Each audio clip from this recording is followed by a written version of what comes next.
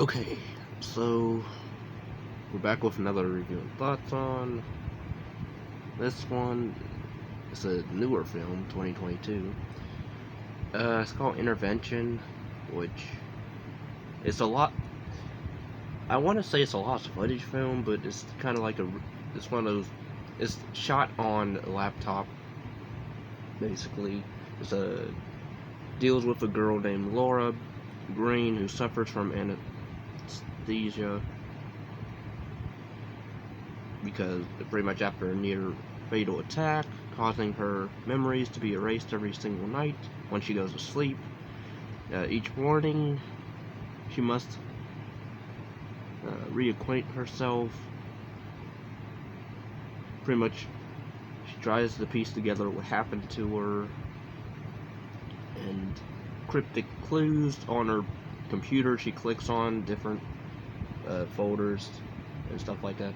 And then we meet these other four folks. These are four girls who claim to be her friend, but are they really her friend? And so the movie spends time with her talking to them in a group chat. This is basically unfriended type, except that I would say unfriended's more. I would say I like that movie more because at least I don't know, like the characters. Granted, you're not really supposed to like them to begin with, in a way. So, or not even to begin with, but this movie, I mean, the acting is fine to, they should have did another take of that. It's not really like it's not really a horror film, like it's more, I mean, it's more of a thriller mystery, because you're trying to figure, because this girl, Laura, we find out it's not really her name, but actually a girl that she knew, she took that name of the real Laura. The girl that we're following, that we're led to believe that Laura's actually Nell something. And pretty much she used to stalk the Laura girl. And also, I guess they took from unfriended Laura Barnes, so Laura Green. But yeah, the movie, like, it was weird the way it was trying to do this. It's not supernatural, but it has some supernatural elements, but not really. But then towards the end, it kind of does. But then it tries to. We're not really going to try to focus on the supernatural part of it, because they mention witches and pagan rituals, coven with witchcraft and all that, and like the characters, I don't know if you can really root for any of them, because like, I mean, like the Carly girls, kind of, I liked her because I thought she already told it how it was. I was getting frustrated with the whole, oh, we can't really tell her what's going on, but then we should even though she's asking questions, and like, they know pretty much what's going on, but she like is trying to figure out stuff, and you find out one of the women girls that she talked to online is a little bit older than the rest of them, as you can see. Pretty much she's her psychologist, therapist, whatever. And pretty much you find out this girl this whole time has been in a mental institution. I mean, it's not, you know,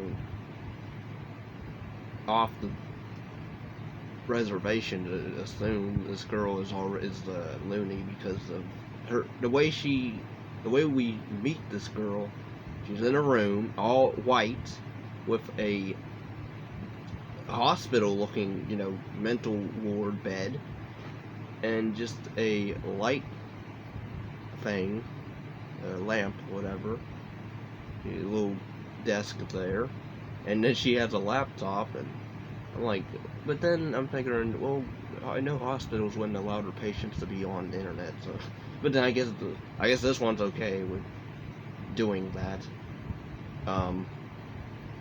She's been there for months, I guess, but then it's weird because then they introduced the whole witchcraft stuff, like, oh, we were part of this thing, and you were also a part of it. We got our tattoos, or matching tattoos of a goddess or something, witch goddess or something. And of course, you find out one of the other girls is actually a detective who's trying to figure out what happened to the real Laura, so she's trying to play along with this girl pretending to be Laura, who we find out killed Laura, but then she was possessed, so that's why she killed Laura.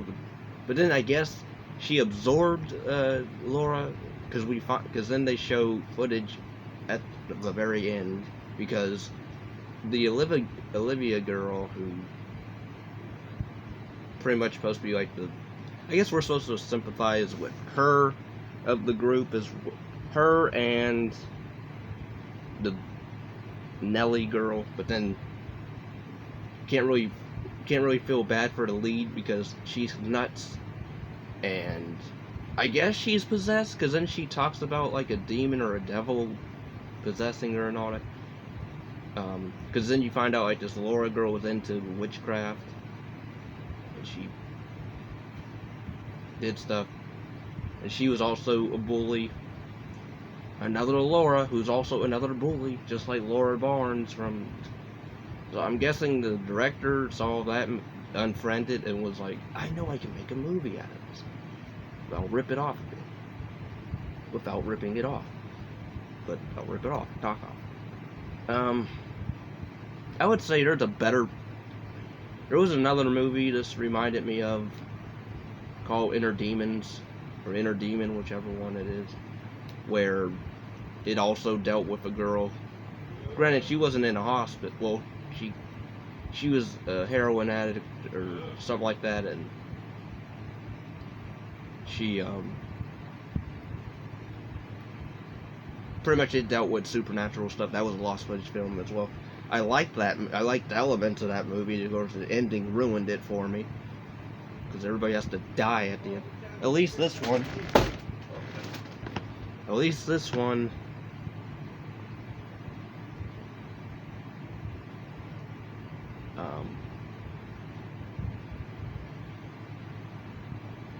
Right, this one at least nobody. Well, at least the people that we're seeing on screen, they don't all die. At least nobody dies early. It was sort of interesting where they're trying to figure out like what happened to the Laura girl through this Nelly girl, who seems like she has a personality disorder thing or something. Or it seems like they were trying to communicate that the Laura girl is, I guess she absorbed the Laura girl, and she's stuck inside her. But I'm like, how is she suffering if? But then it's weird, because then she leaves video notes to her for the next morning when she goes to bed. Before she goes to bed, she'll leave like a video of, oh, don't trust these 5 or whoever people. They'll try to tell you you're not this person, but because you really are, because you're safe in this space. And I'm like, okay, so yeah. And then it just ends, and like goes to credits, and like, so I guess the Olivia girl and the Carly girl is gonna get jail time because they were accessories to murder, even though they didn't do anything, but still they were there. They could have stopped it, but didn't. Then one girl filmed what was going on, so, and the other girl was technically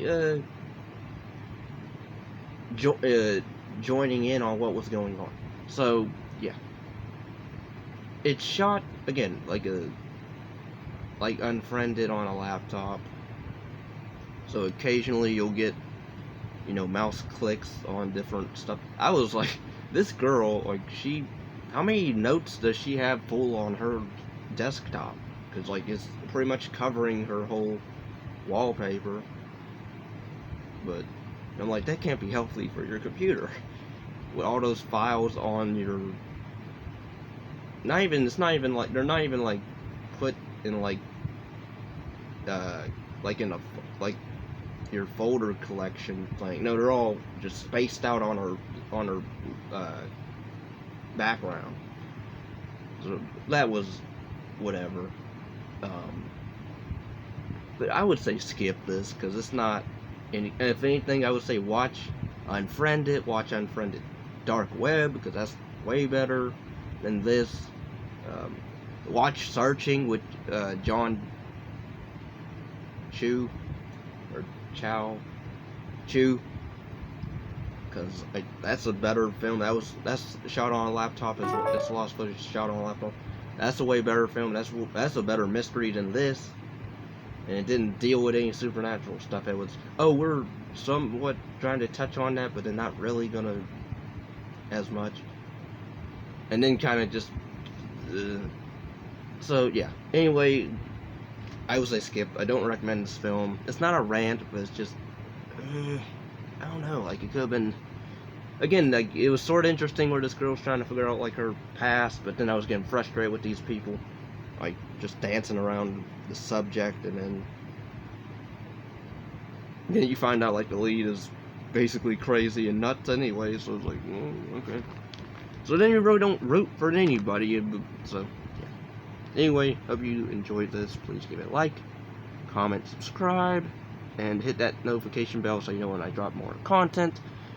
Because YouTube seems to not do that as much, so not let people know when I drop videos. So.